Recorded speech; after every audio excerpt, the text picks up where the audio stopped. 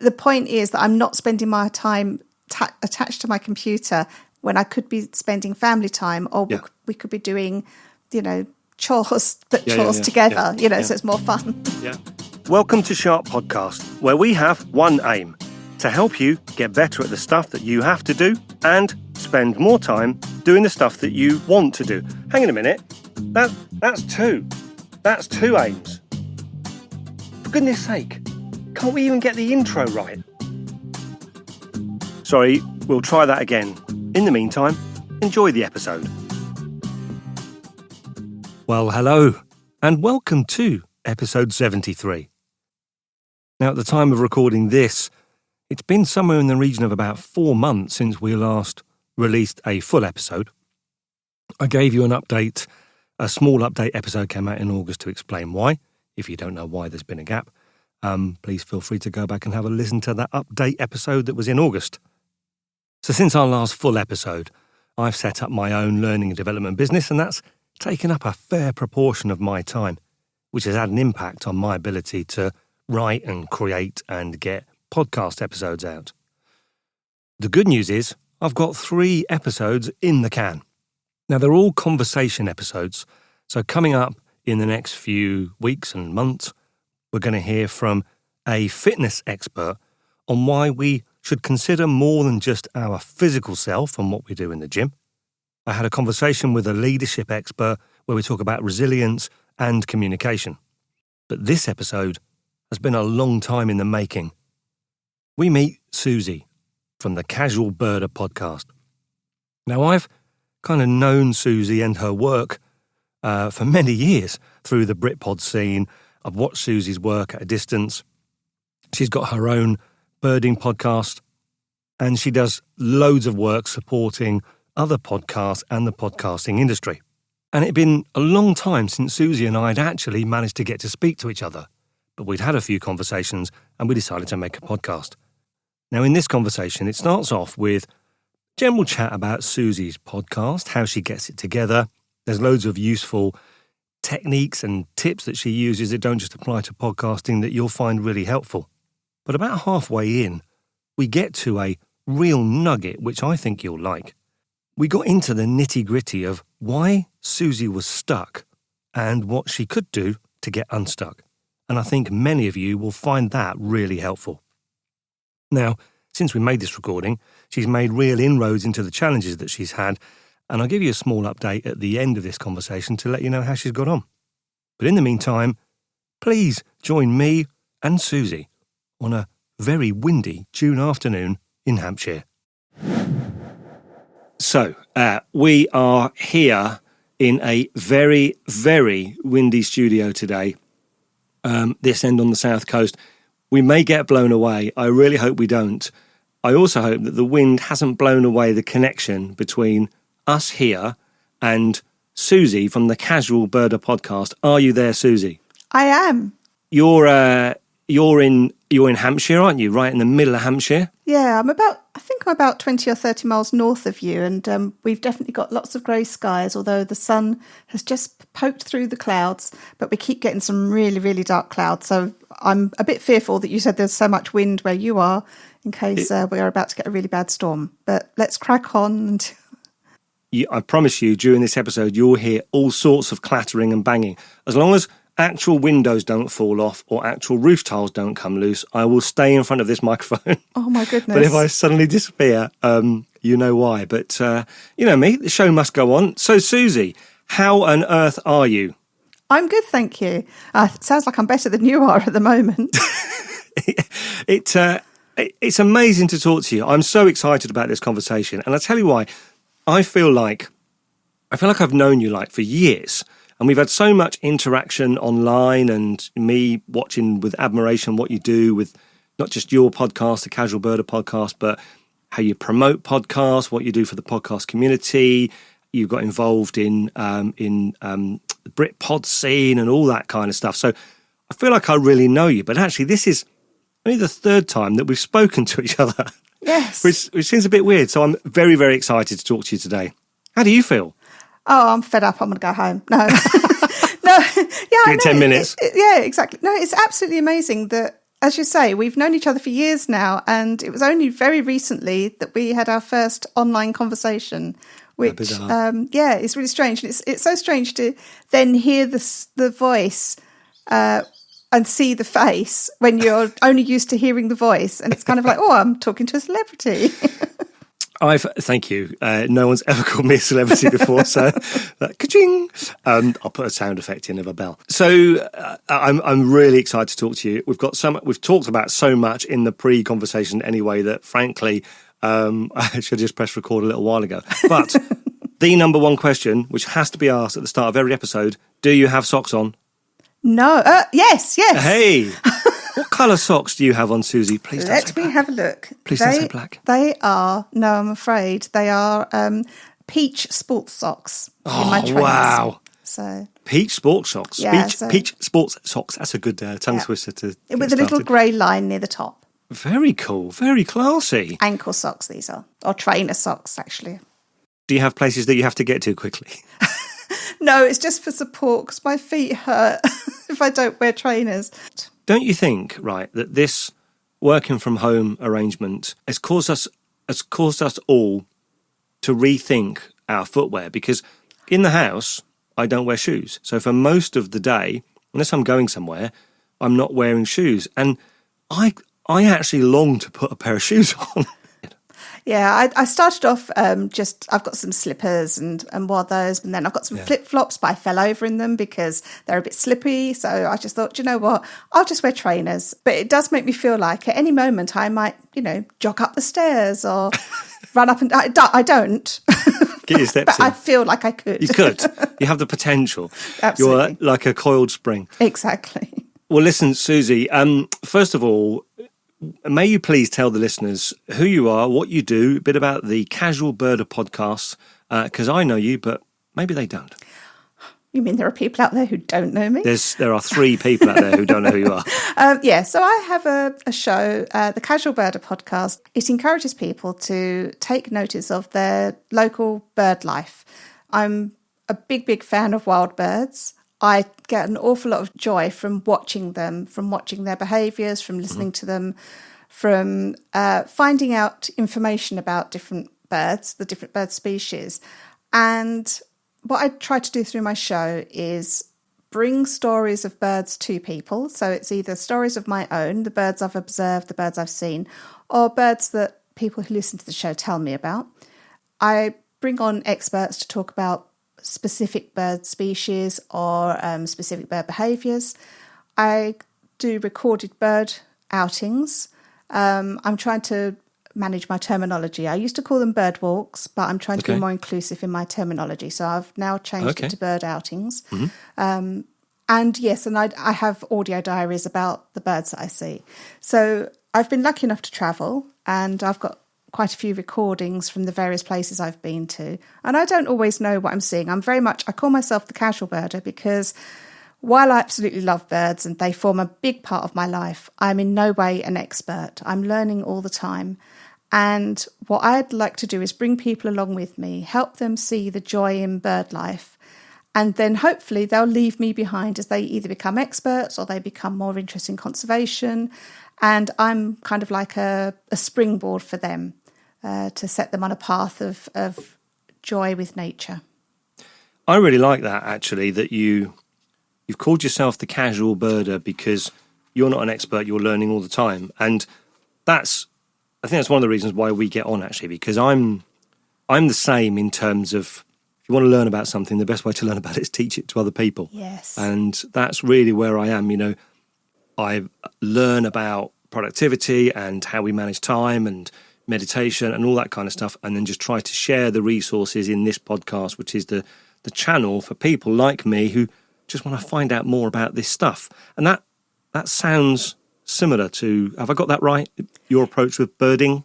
So I just wanted to help people find out about birds.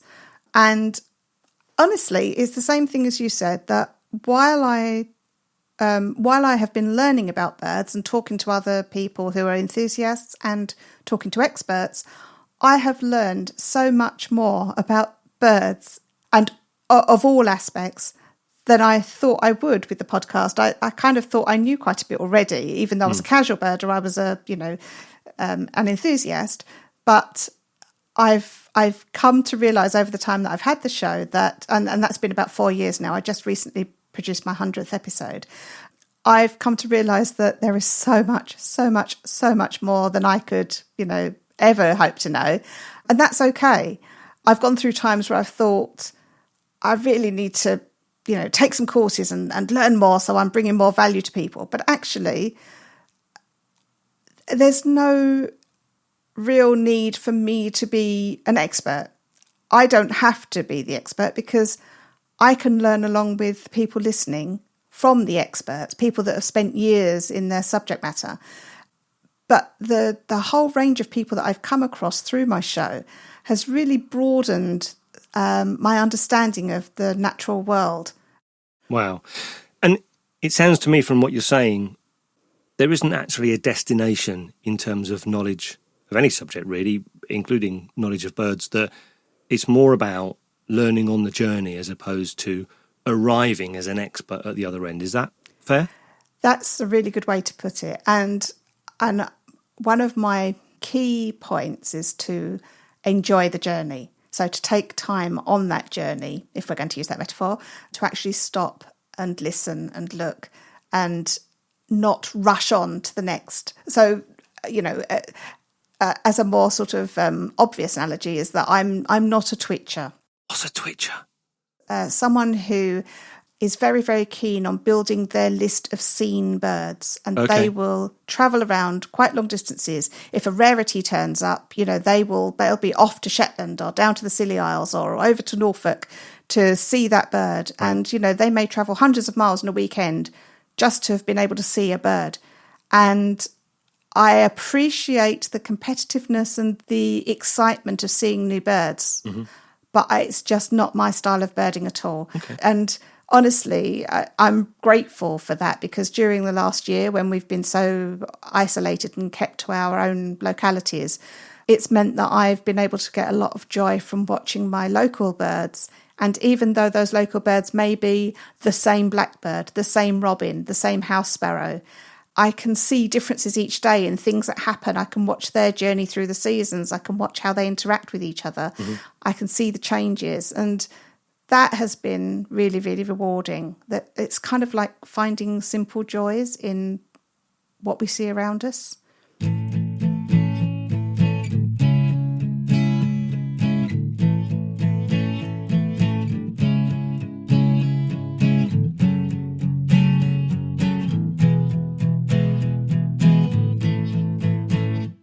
When it comes to learning, and ultimately, I want to talk in a minute about podcasting, because clearly you've learned a lot about podcasting as well on this journey.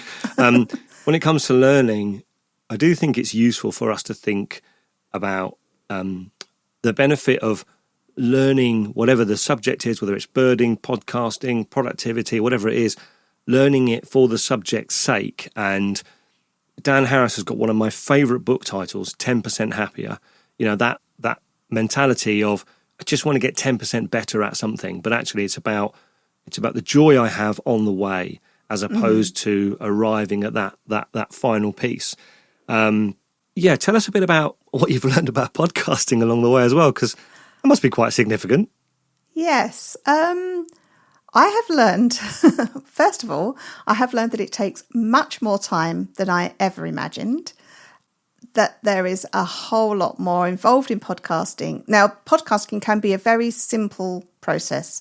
If you had a topic that you wanted to talk about and you wanted to share with the world, you could just record it on your phone and upload it for free to a free host and get it out there. But you don't do that. No, but my show is fairly simplistic with regards to some of the shows that I've now learned about, because by being part of the podcasting community, I've come into contact with a host of creators, and I've met people who create audio dramas and create really intricate shows with great sound design and, really experienced people. And often people that aren't trained necessarily in that field, but have a natural wanting to learn. And so they have found out how to do those things, and they have been able to unleash their own creativity within their show. I just think it's amazing that there are so many different types of show. And yes, you could just sit with a friend and chat about the latest Buffy episode, or you could create vast universes of, sci-fi dramas and, put that out on a podcast. Plus all of the teaching podcasts and the ways of learning, hearing other people's views. It's a never-ending giving, I think, with podcasts. You can find any kind of topic and hear about it and learn from it. Speaking of hearing, I don't know if people can hear. I think one of my walls is coming off. No. I'm slightly exaggerating, but perhaps not far off. But I just worry because I know there was a tornado recently in East London. Was there? Oh, okay. Yeah, whenever I know there's a big storm, it's like, please don't let there be anything that active. We'll get through it together, Suzy. So we're not in Kansas anymore. When you make an episode, on average, how long are your episodes? They're usually between 25 and 45 minutes. It varies depending on what the subject matter is. So for the benefit of the listeners out there, how much of your time is a 1.5 hour episode taking up? Do you reckon? Would you guess?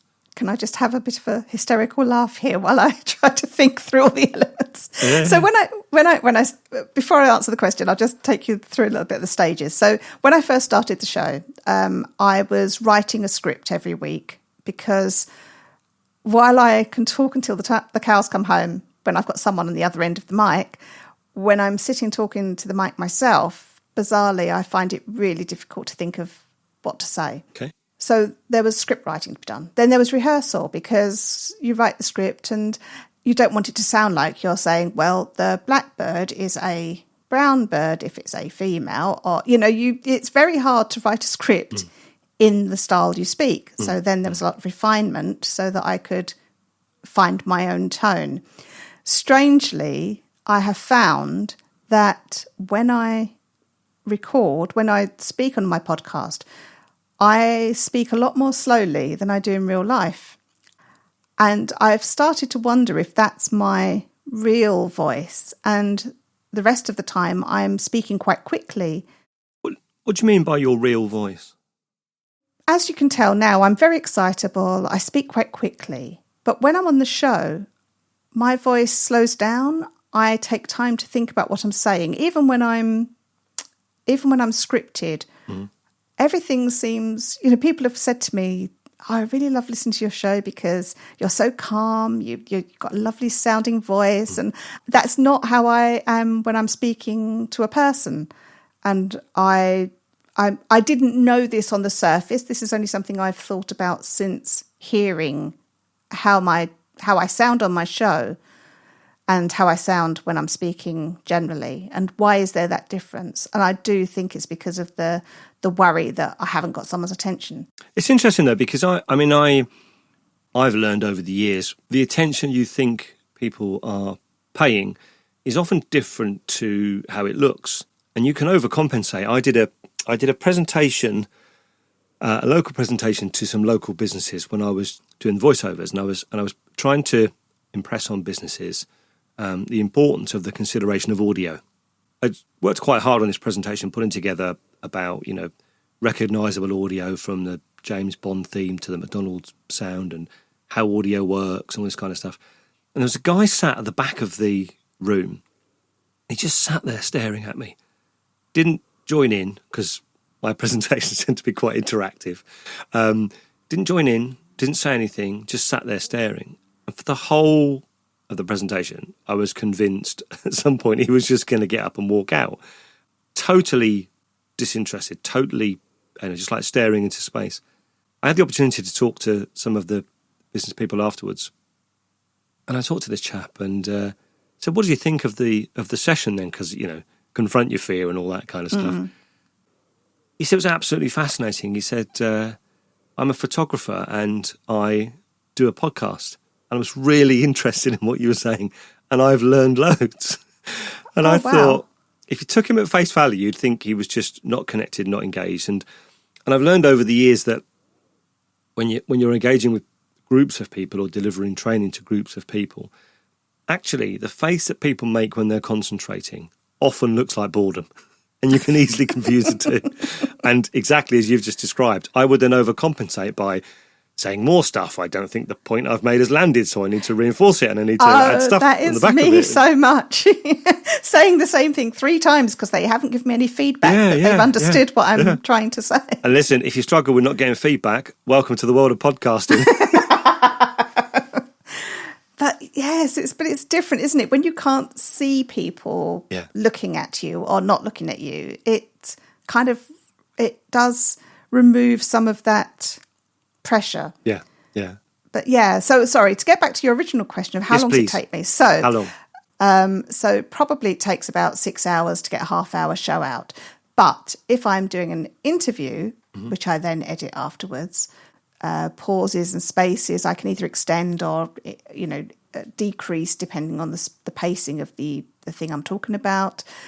So interviews can take a lot more time, and then a recorded bird outing, the ones that I enjoy the most in terms of recording, because I'm taking people along with me out into the wild. So those episodes take longer as well. So I can easily find myself spending 2 to 3 days getting a episode finished. So and at the moment I'm spending nearly all of my time working on the show in some form, like creating future content or planning where I'm going to go with the show, because I've got that element. I'm currently on a sabbatical from work, so I have time to devote to it. But I will be going back to work in a couple of months, and by that time I really want to get my systems so honed that I can not end up spending all my evenings and weekends just on the show. So if we're looking at a range from between 6 hours to 2 to 3 days, depending on the length of episode, your podcast is so far it's a weekly podcast, isn't it? It aims to be. Yeah. I've played with that a little bit, and like you, I've just gone 5 weeks without getting an episode out because I've got a particular sticking point at the moment. But generally it's been a week. But do you know what? When I was working and getting out the episode weekly, the deadline of having to get it out on the Monday morning, or by 6 a.m. Monday morning, which is when I was publishing, meant that I would be less critical about my endeavours. And unfortunately, now I've got the time to think about what I want to produce, I'm filling the time that way when I need to get back to a more rigorous kind of less perfectionist and just get it out so that then I've freed time up for other things. Yeah. Have you heard of Parkinson's law? No. It's a law that says that the job will take as long as you've got to do it. Yeah. And I think it's really interesting what you say there about the fact that when you had a deadline and you were combining, because I was going to go on to ask you actually, when you go back to work, if you're spending 2 to 3 days a week working on the podcast, plus you've got a job, plus you've got a life, plus presumably there is some birding stuff you do that isn't to do with the podcast, then actually if you add all that stuff together, how on earth do you make it fit? And I find it really interesting that if you're on a sabbatical and things are taking longer, if there's a connection between your so I was going to say productivity. I hate the word productivity, and I think I've done a whole episode on why we hate the word productivity, but people know what we mean when we say productivity. So there's a balance in your productivity, how many episodes you get out, how much you actually produce, and the time you've got allotted to get it into, which we might come back to. So thinking about kind of how you manage your time and how you get things done. You mentioned earlier that you do have some systems. When they're working really well, what are those systems and how do they work? Right, so through your show, I have learned some tools that I can use to help manage my podcasting. So I have a couple of Trello boards I have an ongoing Trello board that is my episode planning production board. And then I also have one that's ideas for future episodes or things I want to try, things I want to do. And now I know that I can get those things out of my head and down into some sort of structure. That has been a real help. Suzy, can you explain to people in simple terms for those who don't know, what Trello is, what it... Yeah, so I didn't actually know myself until I suggest you listen to a Sharp podcast about Trello. So it's something called a Kanban system, or elements of it are a Kanban system, which is basically a to-do, doing and done system. So you have like a series of cards, and if you imagine it being like index cards you might have, where you write down on some index cards the things you want to do, and then you can move them to a new pile as you're doing them, and then move them to a new pile once they're done. Mm-hmm. It's been a really great way of creating a process for my episode structures. So, knowing that I need to create a script or have some sort of format there for my episode. You'll have to stop me and keep asking me to come back, because I'll start from this nugget and then all these arms of different ideas go out. So don't worry, I'll chop your arms off. Thank you. So yeah, Trello is the main point, but then I have templated episode outlines for the different types of shows. So an interview show has got a top and a tail and different bits within. And my own show, if I'm doing a solo species show, then I've got certain things I want to talk about within there. So I have like blocks of headings or subheadings that I know that's where the data has to go, so that I can create the show from it.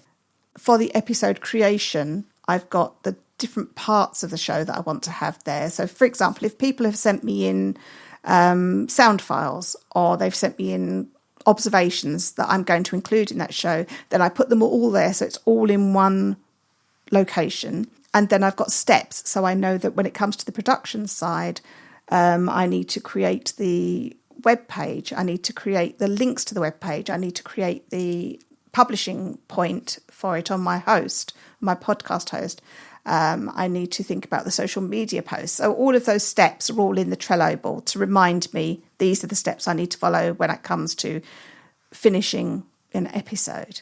Because I could just make the show and not worry that no one listens, but you're putting so much time into it and crafting this thing lovingly. You'd like at least someone to listen to it that's, yes, I know my mum listens and I'm very grateful, but it would be nice if people, as well as my mum, listened. So Suzy, you're doing it all wrong. You have to have my approach, which is to work really hard at something and just accept that no one's going to listen. Well, if I could reach that acceptance, it would probably help me free up some time. So that's interesting. So let me just unpack a couple of bits there, because you talked about Trello, and yeah, absolutely. Trello is based on the Kanban system, which is at its simplest level. Get a bit of brown paper, divide it into 3, use some Post-it notes, as you said, or index cards, and say, right, in this side is all the stuff I've yet to do, in the middle is what I'm working on, and over here is what I've done. But you talked about 2 other things there, which I think, although you described them in your conversation about Trello, I think are distinctly separate systems that are really useful. The first one is templates. So this idea of having a template in your word processing document where you've already got the structure. And for me, where my mind goes to, and maybe some of where our listeners might be thinking, is in terms of meetings, in terms of Zoom calls, having a structure that everyone's got that says there's a beginning, a middle, and end. And in this section, we're going to talk about this bit, and then we're going to talk about that bit, and then we're going to talk about this bit. And I think having a template or a structure, the things that we might think we normally do intuitively, setting that out as a template, I think is a very cool thing to do. And then something similar but different enough to call out separately, I think, is checklists. Yes. There's a lot of research done into the benefit of checklists. And I think you talked about highlighting different things you have to do, so like the SEO part of your podcast project. And in and of itself, that individual thing is a very simple thing. In isolation, it's not very complicated. And actually, many of us will say, that's so straightforward. And I know I need to do it, so I don't need to waste my time putting on a checklist. But the thing they're missing is that if that was the only thing you're doing, you're absolutely right, but it's not the only thing you're doing. No. And therefore, having that... I'm doing a weird thing with my hands at the moment. I hope everyone can imagine. Having that over here, having that one thing against a sea of other activities, it helps you put that in context. Because if Absolutely. the thing you've got to focus on this afternoon is SEO stuff for your podcast, but at the same time, the shopping's being delivered and you've got a order some stuff in and you've got to edit this piece and all that kind of stuff, Yeah. at least then you can start to think about priorities. So Yes. having it on the checklist, even if it's really simple, I'm a massive fan of. Yeah, no, that is really something that I've learned a lot over the last sort of 2 years, because before then I was just flying by the flying because of bird podcast, but flying by the seat of my pants, just thinking, okay, yeah, I kind of know what I need to do, I'll get it out. But I was missing things, and then you're coming up against your deadline, and you think, I didn't do that bit, and oh no, that bit's not there. And so, even though it might seem a simple step, having it there, it's the anchor, because there's other things behind it. So even just by knowing, okay, I've got to write the title for the SEO bit on the page, but actually there's more I should be doing, but I don't always manage to do, like look up keywords that I could be using and things like that. But just having it there as an anchor, so I know that I can do, and there's levels, so I'll do the absolute minimum. Sometimes I'll be able to do a little bit more. There is always the gold-plated version I'd love to do, but I don't quite manage. That's me and life. I think we're all there. Yeah. But yeah, the checklists, I have a variety of checklists, and again, I use it within Trello because it was easier for me to keep everything in that one space. Right. So there are checklists within the episode cards that remind me of the stages, things like, where the promotional bits go and that. But there's also the type of checklist with the episodes where I've got pieces of content that I want to add. There are checklists to remind me, because I don't always do the episode immediately that the piece of item comes in. So someone might give me a piece of information or send me a sound file and say, I've heard this bird in my garden, but that might not be something that I'm dealing with immediately. So I'll put it into that checklist so that when I come to do that episode, I remember that I did have that other piece of information to include. Yeah. And can I just say one other thing about templating is that I've also recently, in the last year, started to have a template of file structures for my episodes. So before, I just kind of threw stuff together under a single folder heading. But now I've created a folder for each episode that has subfolders for each element of each episode.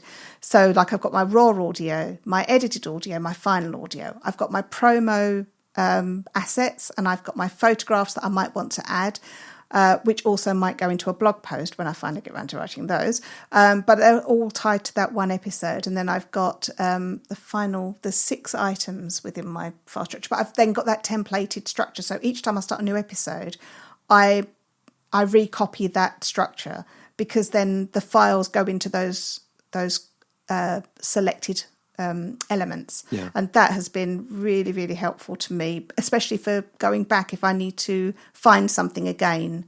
Yeah. I think I'm hoping this is useful to our listeners, and it's not just useful to podcasters, because I have a template for each of my episodes. All I do now is I open the last episode multi-track, I save it as the new episode. So now I've got, instead of episode 72, I'm now calling this file episode 73. I take out all the old stuff and put the new stuff in.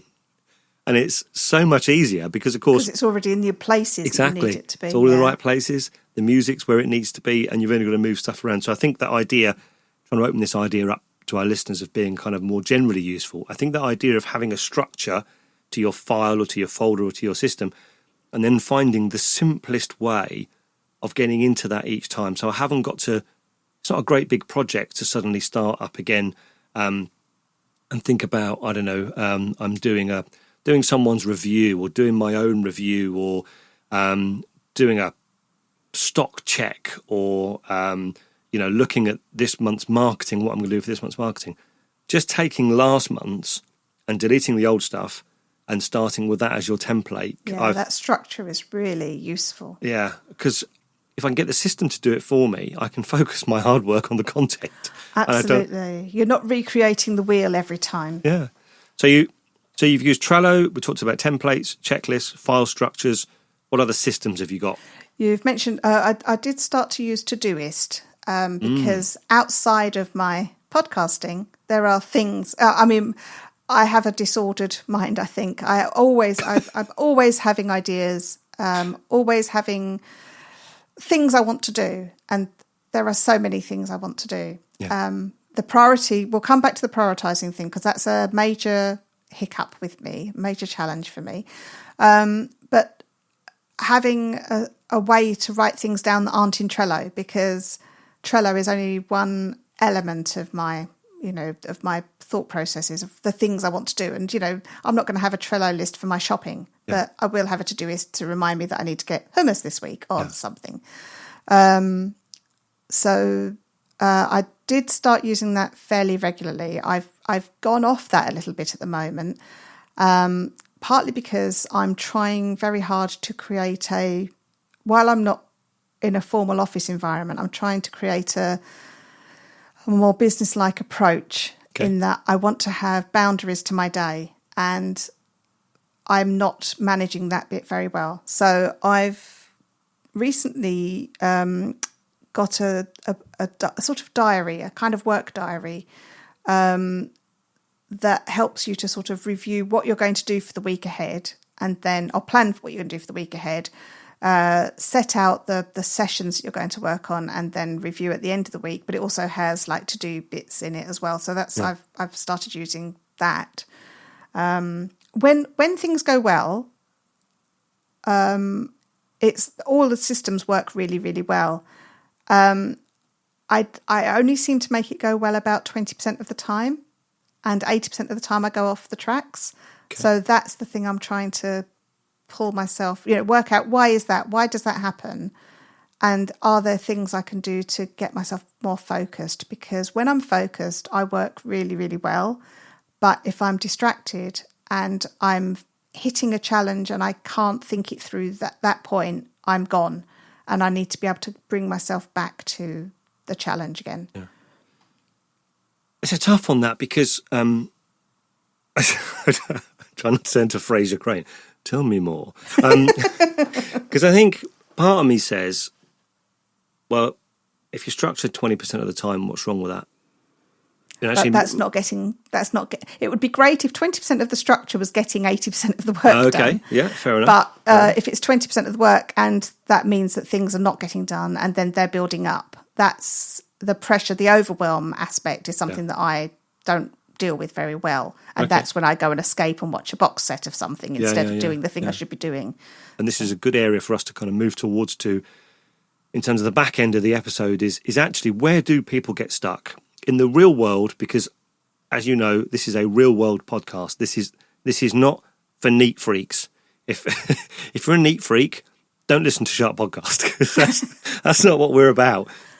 We are about real world, real people, real problems, and how do we just nudge ourselves closer to where we want to be. But that doesn't mean that you're a neat freak. It doesn't mean that you're entirely structured and organised, because actually, using the GTD system, I'm all over the place with some stuff. I mean, look at my desk; it's a mess. There's stuff everywhere. I certainly am not a neat freak when it comes to those kinds of things.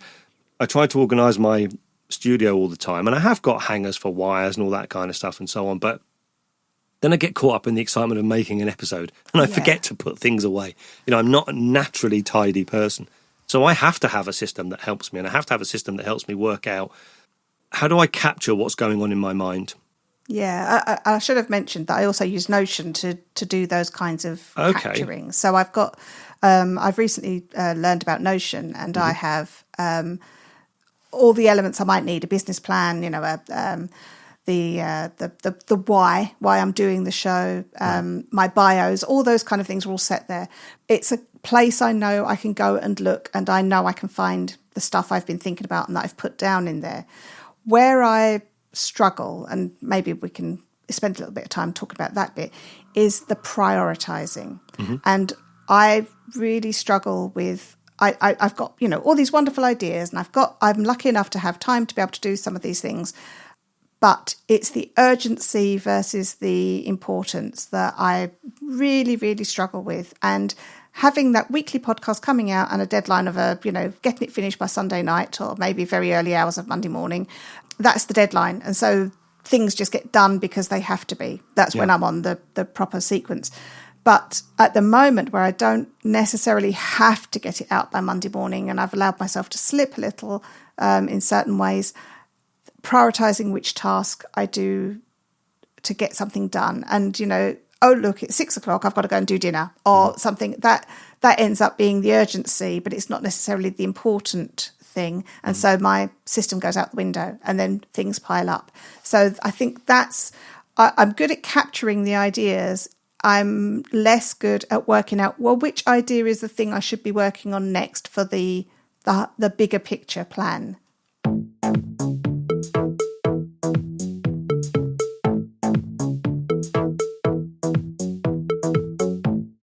Having this infrastructure and having the system and the tools to be able to do it, what's stopping you from engaging with them in the way you'd like to? I think I get overwhelmed by having all of the ideas and having all of the things I want to do, which include things like, getting one of our bathrooms remodeled and getting the garden sorted out and going out on walks and, all of the different elements of my life that I want to be better with. Okay, I have a day here. It's Tuesday and I'm halfway through the day and I've spent the morning trying to figure out how to edit a video. So now I've got a couple of hours left before I then have to plan dinner for the night. And I just find that a day goes by and I just haven't made progress. And I don't know where I'm getting lost along the way. Is it that I don't know which thing to focus on today? I try to do a kind of structure for my week, how my week is at the moment, for thinking, okay, Mondays and Tuesdays, they'll be the 2 days I spend on podcasting. That will be creating episodes in advance of the following week. So I'm not doing it on Saturday and Sunday because we want to do family things on Saturdays and Sundays. So they should be family thing days and not work days. So let's use Monday and Tuesday to get the podcast done. And then Wednesday I can do some other kind of creativity. Thursday I could go out on a walk somewhere. And Friday I could spend doing chores. And hey, my house would be organised and my podcast would be out and I'd have the weekend free to do family stuff. And how often does it disappear? And I end up getting to Friday night and thinking, oh God, well, maybe tomorrow I'll do the podcast and then maybe we can go out for a walk on Sunday. And so what's happening instead? What's happening instead of you doing the things that you... Everything that I want to do takes a lot longer than I expect. Like the video editing I was going to do this morning. This is something that I've been struggling with. And I thought, well, look, I've got, 6 hours before I speak to Steve. That's 6 hours. That's a good 6 hours. I can spend a good portion of that getting this video sorted. I must finish it by then. And I didn't. And now that's 6 hours that have gone. And yes, I've learned a little bit. And now when I finish with you, I'm just going to go back to it and try a different program. But then I feel like, oh, that's another day wasted. And I'm not good at setting a boundary on, look, I'm going to do 2 hours and that's it. And if it's not finished, well, that's tough. That'll just be how it goes. Because if it's not finished, I can't rest until it is finished. But if I haven't got the energy to finish it, I'll find a substitute activity like sitting out in the garden for 5 minutes to look at the birds that turns into 3 hours because all these birds are around. Or do you know what I mean? I'm too lenient with myself and not forceful enough with making myself stick to a plan when my energy levels are low. So what would have to happen to get you to stick to a plan? I think I'm very good at working on directed work between, sort of 8 o'clock and 2 o'clock each day. So I've been trying to do my thinking time and my things that need stuff in that portion of the day. Right. Because as soon as I've had lunch, I then drift and then I'm, have a potter in the garden and I'll come back after I've been refreshed. But, oh, look, I was out there for an hour, so now I'm an hour behind. Mm. Oh, but, I need to think about getting dinner started. So actually I'll put this off till tomorrow. Or I'll work tonight until 11 o'clock when I'm tired and not really in it. I don't know. Am I asking myself to do too many things? And this sounds so weak because... there are people holding down 3 jobs and running a family. And I think, and I'm constantly comparing myself to how I think other people are managing their lives and how I'm not managing mine. And that adds to the weight of not getting the priority thing sorted out. You're not weak. Those external motivators have gone away. Your intrinsic motivation is not driving you to change your behaviour. So it feels to me like trying to get an understanding of, okay, so So what would motivate you? What would have to happen in order for you to take that 8 till 2 period and actually be super focused and maybe achieve that 2 days a week? The one thing to me that seems to have changed is your deadline has become flexible. Now, your listeners don't have any different expectations. They're the same people. Absolutely. And they've told me, they're upset when the show doesn't turn up, which, then adds the guilt, but yes. But maybe it's not guilt. Maybe it's just a recognition that the measure of success is having happy listeners, which we all strive for. The reality is we ain't going to keep everybody happy all the time. But if we can do enough of the good stuff to keep a reasonable proportion of them happy, then that's probably somewhere realistic to head for. You've somehow found, so far, 1 hour, 9 minutes and 13 seconds in your day to talk to me. So, but that's because I like talking to you. And we're talking about podcasts and productivity, so it's important to me. But so how could you start to like doing the other things that you're... Oh, and don't get me wrong, it's not that I don't like doing them. I love doing all the elements. So it's where I get frustrated is where my abilities don't match my expectations of what I think I can do. Okay. I absolutely work much better in terms of getting stuff done when I have a very hard deadline. Yeah, I can see I can predict the future. I'll be going in the same circle. No, far from it. In 9 weeks' time, you're going back to work. Yes. So you do have a deadline. Yes. And actually, if you imagine a world where you're back at work, you've got the episodes going out regularly, whatever that looks like. Yep. You've got chunks of time in your life devoted to working on your craft of creating the podcast, and those chunks of time are set aside and they're parked and they're in the calendar and they're blocked off and they're coloured in, and that the activity happens in those time. And no matter what the outcome is in the end, those chunks of time have rings of fire around them. Mm. Nothing else will stop you from achieving those, having those periods of time. And at the same time, what you do in that time will not bleed out of the edges. So Lisa and I went through a phase where when I was doing the podcast, like you, over at a weekend and in my own time, we had a bit of a challenge. And actually, it came down to my crap communication. By the way, I'm not suggesting that this is an issue for you. This was just an issue for us. I was on a Saturday morning. I was sitting down and I'd start editing, and it would go wrong, and something wasn't like it should be, and it would take forever, and so on. And then about sort of mid-afternoon, I'd go downstairs to get a cup of tea or some lunch, and Lisa's either gone out or she's downstairs. She's clearly not very happy. And I'd be like, what's the matter? She said, well, are we going to do anything this weekend? I said, well, yeah, we are, but, I've had a problem with the editing this morning and it's taking forever, and I've really got to get this done because it's got to be out by Monday. So I'd resigned myself to the fact that I'd end up spending the whole day doing the edit. Lisa would go off and do something else. And at the time, in my mind, the issue was, why don't you, Lisa, understand how much work is involved in creating this podcast? And why don't you just get that these things take a long time? What was missing was we hadn't actually had the conversation about it. And what I ended up doing is saying, look, when I make an episode, there's half a day on a Saturday. And is it reasonable on alternate weekends for me to spend half a day working on an episode? And then at 12 o'clock dead, I'll stop that and I'll come and do whatever. No matter where I am, no matter how I've progressed, I'll stop that and I'll do it. And what I found was that by putting the artificial deadline in place and being accountable to someone else, because it wasn't just, it's 12 o'clock, but really it's 1 o'clock or 2 o'clock. At 12 o'clock, I had to leave this studio and I have to present myself to go out or do whatever we have to do. So it is a proper deadline.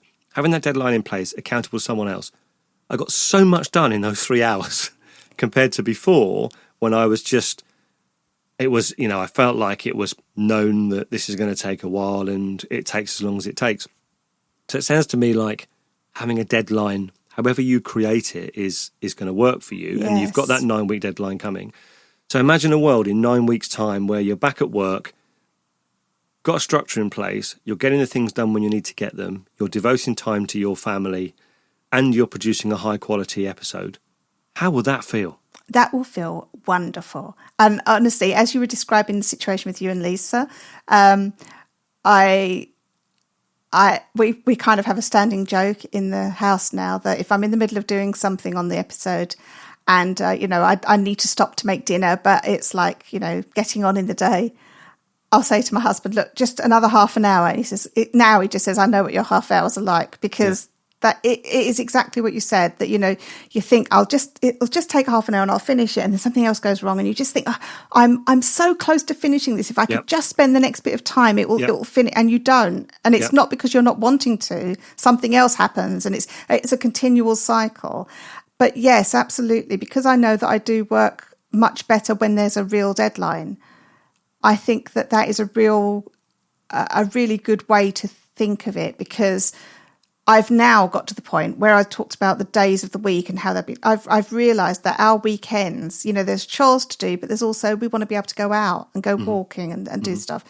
And really, the weekend isn't a great time for me to do my podcast. I really need to find a way to do that within the week. Now, when I go back to work, I only work 4 days a week, so I've still got one day in the week I could devote totally to podcasts. Okay.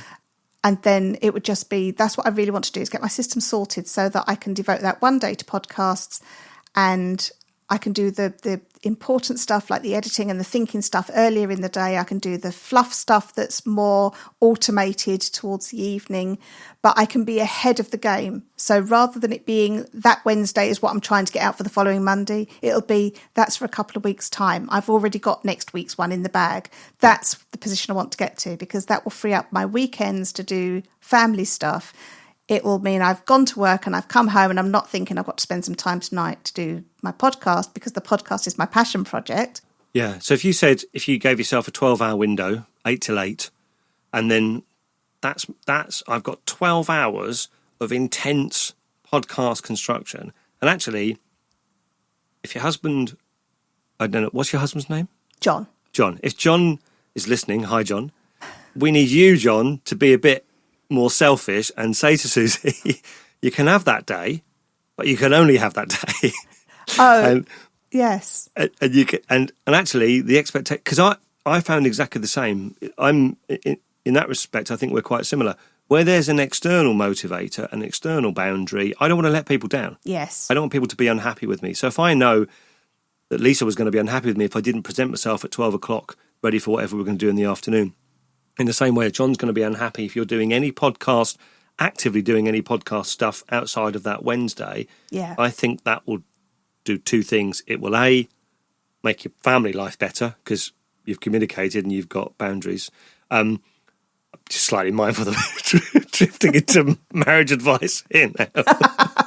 Let's quickly move away. It's all about time management as well, though, and productivity. And I think you're right. And that doesn't mean that I can't record episodes when we go out for our walks, because obviously that will be part of the experience of like the outings and things. But the point is that I'm not spending my time attached to my computer editing when I could be spending family time, or we could be doing, chores, but chores together. So it's more fun. Yeah. And I think it's that number 168 always sticks in my mind. That's how many hours are on a week, 168. And you're having 12 of them to do your podcast. So you've got 156 hours to do the other stuff, quick mental arithmetic. And actually in that 156 hours, you can probably accomplish a fair bit. But I think it comes back to Parkinson's law. And I think that exists because it's true that actually we let things take as long as we have to give them. And you're a bit spoiled at the moment because you've got all the time in the world. Yeah. Cue for a song. But actually, if you had less time, you would probably be more dynamic. You'd probably be more efficient. And get more done. And to use your word back to you that you said you were going to feel, it will feel wonderful. Yes. Do you like feeling wonderful? I do. And the other thing it would do is help me prepare for being back in the workplace, because another thing that's happened over the past 9 months is that I've been self-directed, which has been absolutely wonderful, to use the word again, but it has been at times been amazing to be able to think today I can do exactly, I could just go out for that trip somewhere and I can just do it. But you do, have to at some point corral yourself back into a more business-like way in order to, align with, when you're working in an organisation, you have to align with the organisation again. Yeah. And that, I need to spend this next 9 weeks getting myself back into that mentality, because having that restriction on your time that you can't just do what you want when you want is, it's been absolutely amazing to have that opportunity to try and find a silver light in what's been, a very hard time for everyone. But, going back to work, I'm thankful that I can be doing that, but I want to be happy in doing that.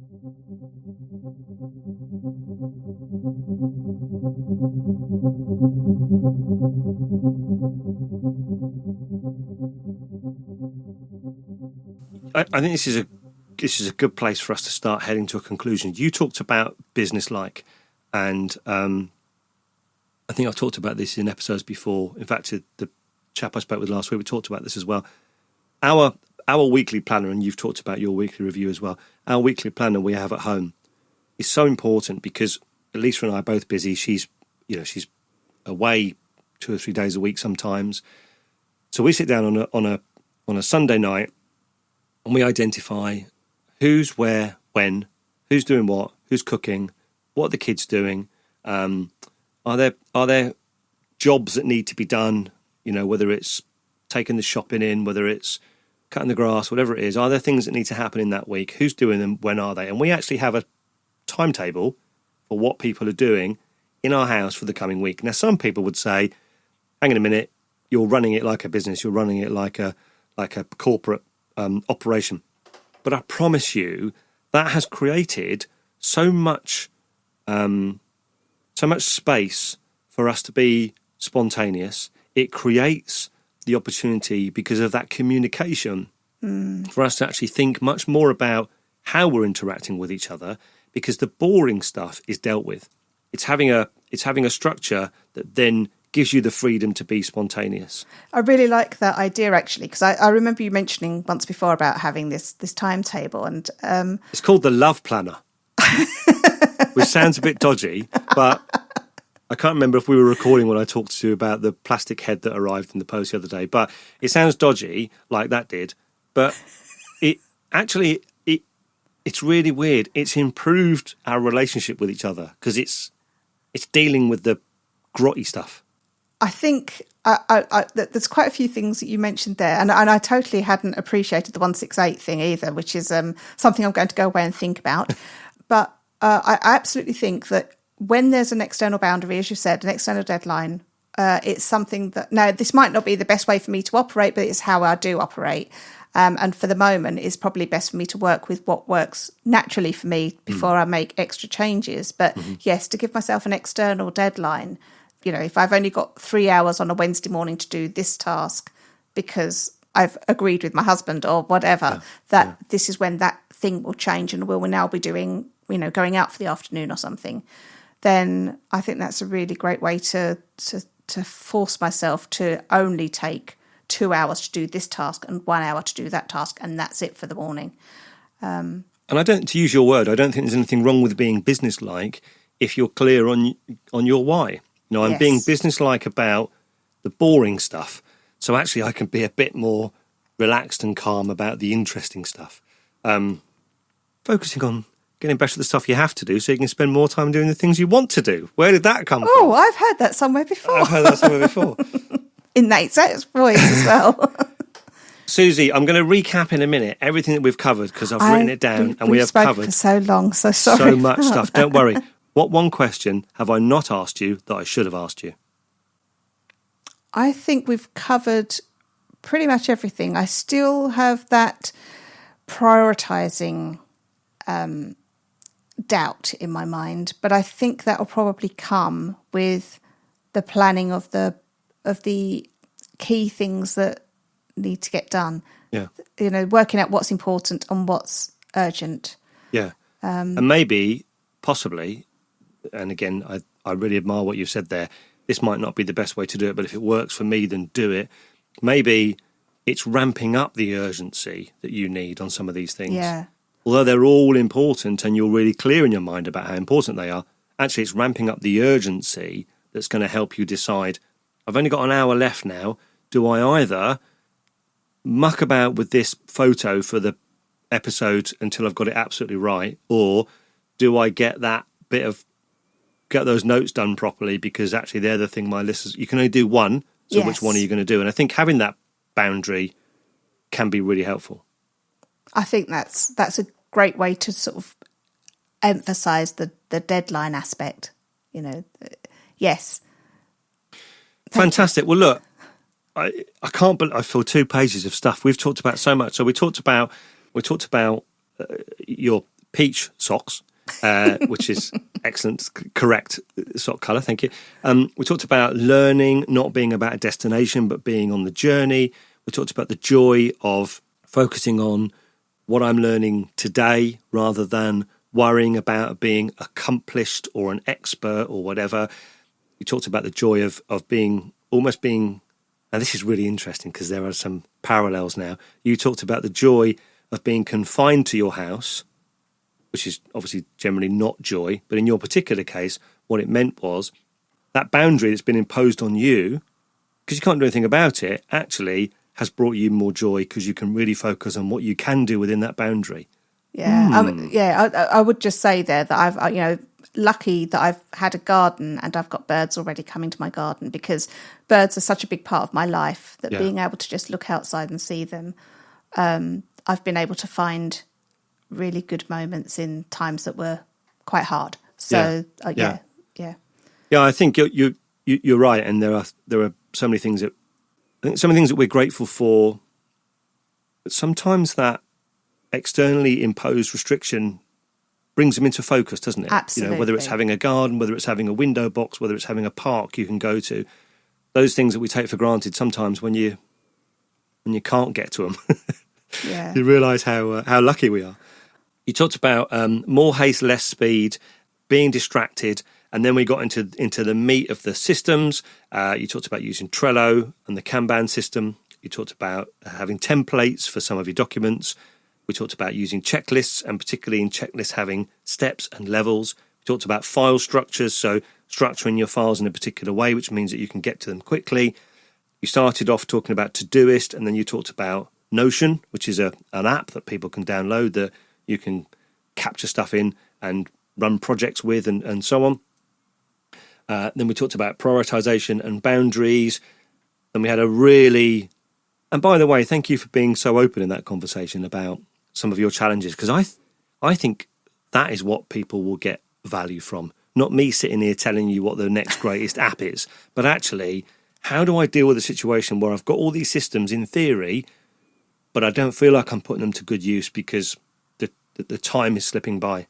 Yeah. And what we said was that actually, if you impose some boundaries yourself, and particularly get John to sign those off. I'll make sure he listens to this episode, so he'll get to listen. John, I'll give you my phone number. You can grass Suzy up if she doesn't do what we've agreed. But you can impose those boundaries, and being accountable to someone else can help reinforce the importance of that boundary. And then working within that boundary, straight away, because you did it before you stopped working, that actually you can get this stuff done. And in 9 weeks' time, you're going to be experiencing a wonderful time, because you will be getting this podcast that you love and the quality of it done to a really high standard, get that satisfaction from it. And at the same time, all the other stuff in your life you can get some joy from as well. I think joy is a good word for that. I might call this episode the joyful episode. Oh, joy is such an important thing for me. Yeah, finding joy in the small things. Finding joy in the small things. What a fantastic way to end. Suzy, thank you so much for this time. And I'm even more grateful now knowing that you're up against it in terms of other things. So on behalf of my listeners, thank you ever so much. Where can people get hold of you? This is where you just get to tell us all about your socials, connections. Where can people find you? Let us know. I'd just like to say, Steve, thanks so much for taking the time to listen to my struggles and to offer some of your experience, because I can see that I'll be putting some of this into practice straight away and giving you feedback to let you know how it's worked out. You're welcome. I didn't do anything. I just asked you what you wanted to do. But it's that clarity. It's just sometimes having that back and forth. Yeah, for sure. If people want to listen, I'd love to have you along with me on my show. You can find me on, wherever you listen to podcasts, but come over to the Casual Birder podcast website, which is casualbirder.com, and you'll find episodes there. You'll find ways to get in touch. I'm on Twitter and I'm on Instagram, and a couple of times a week I run either a quiz or I ask you to tell me about the birds you've seen, and just look out for those posts. And honestly, you don't have to be an expert. You can tell me you've just seen a brown bird in your garden, but if you found some joy in it, I want to hear about it. So listen along and tell me about them. What's your handle on Twitter and Instagram? It's on Twitter, it's at casualbirderpod, and on Instagram, it's at casualbirderpodcast. But the links to all of those are on, if you just go to casualbirder.com, you'll find the links to all my socials there. Fab. And I'll put all the links in the show notes for this episode too. Thanks ever so much.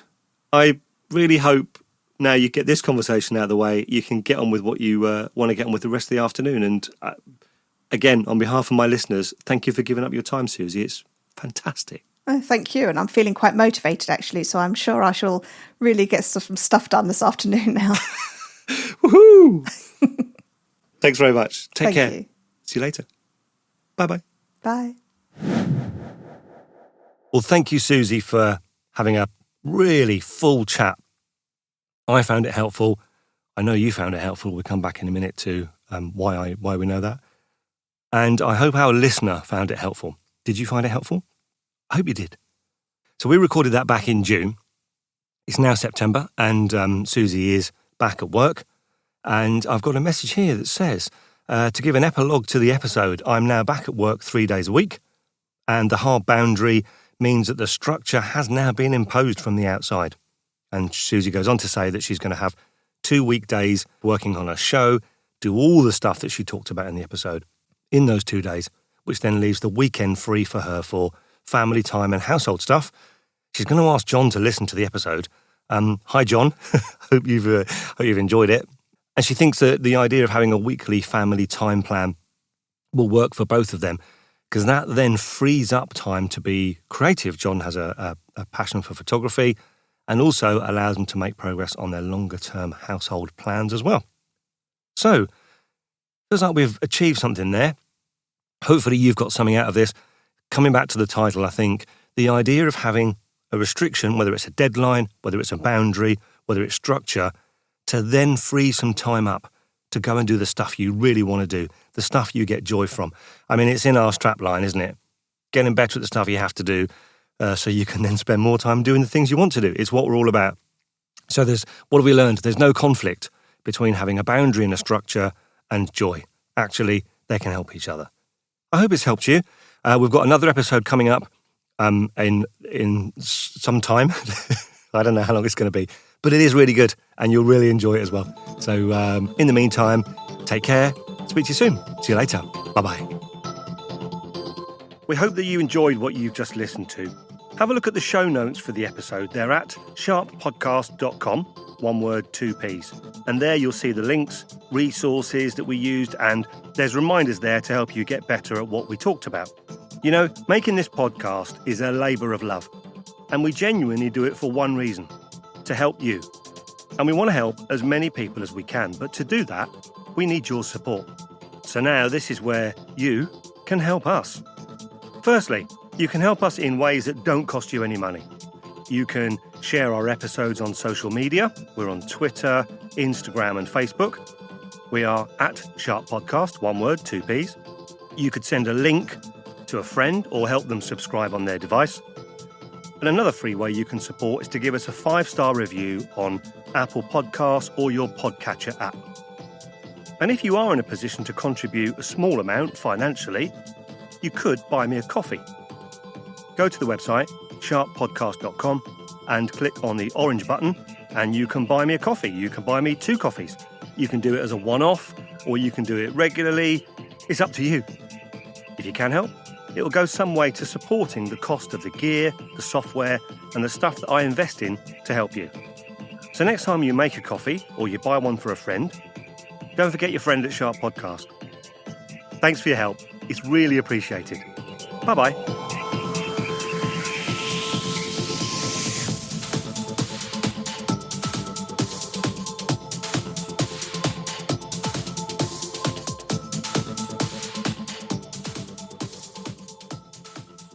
I'm waving. I'm waving. You know when you wave at the end of a Zoom meeting? No one waves in a meeting, do they? You don't have a meeting and then leave the meeting and wave to everyone in the room. Why do we do it on Zoom? And why am I doing it in front of a microphone?